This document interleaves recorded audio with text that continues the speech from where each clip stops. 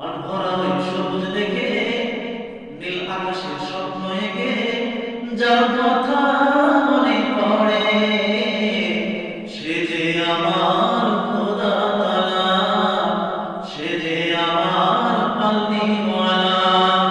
জোরে জোরে বলেন আমিন। বন্ধুগণ আমার, ভাইরা আমার, ভাই পেয়ারা দোস্তগুলো আমার, ছেলে নাই মাজারে যাওয়া লাগবে না, মেয়ে নাই মাজারে যাওয়া লাগবে না। আল্লাহ তাআলা শিখাইলেন, ও আমার বান্দা, ছেলে নাই আমার কাছে কেমন করে যাবে এই দেখো, শিখো আমার কাছ থেকে কেমন করে চাইতে হবে।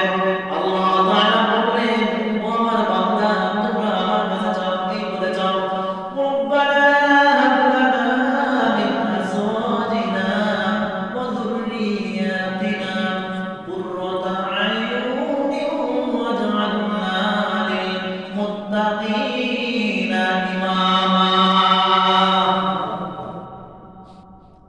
আল্লাহ তাআলা বললেন, রব্বানা হাব লানা, ও আমার রব, ও আমার মালিক, ও আমার প্রভু, মিন আজওয়াজিনা, আমাকে নেক স্ত্রী দান করো, নেককার স্ত্রী দান